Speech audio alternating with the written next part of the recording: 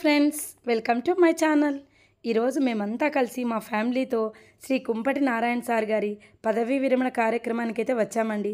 Narayana sir గారు ఒక సామాన్య పేద రైతు కుటుంబంలో జన్మించి ఉన్నత చదువులు చదివి ప్రభుత్వ ఉపాధ్యాయునిగా జీవితం ప్రారంభించినారు. సార్ ప్రభుత్వ పాఠశాలలో పేద పిల్లలను తీర్చిదిద్దడంలో ఒక దిట్టండి.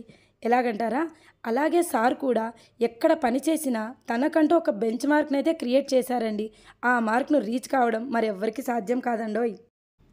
ఇంకా సార్ గురించి చెప్పాలంటే, ఇందుగలడు అందులేడు, ఎందెందు వెతికినా అందందే కలడు అని నారాయణ సార్ గారికి ఆయనకు ఆయనే సాటండి, రారెవరు పోటీ.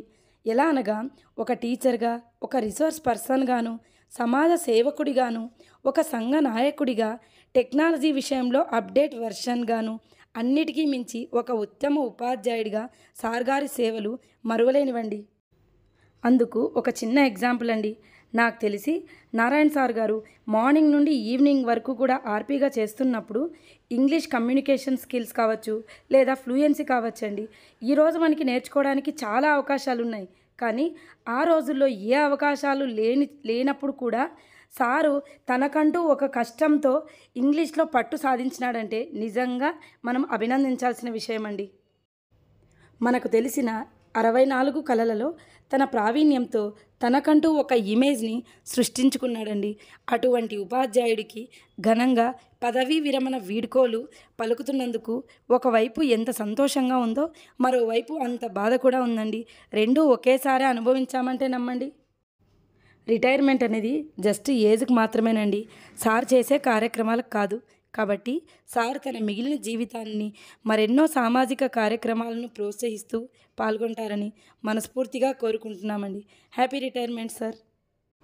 ఇక నెక్స్ట్ 2 months తర్వాత మేడం కూడా రిటైర్ అవ్వబోతున్నారండి. ప్రతి పురుషుడి విజయం వెనుక ఒక స్త్రీ ఉంటుందనేది ఎంత వాస్తవమో, ఇక్కడ సార్ సక్సెస్ వెనకాల మేడం పాత్ర ఉందనేది కూడా అంతే వాస్తవం అండి.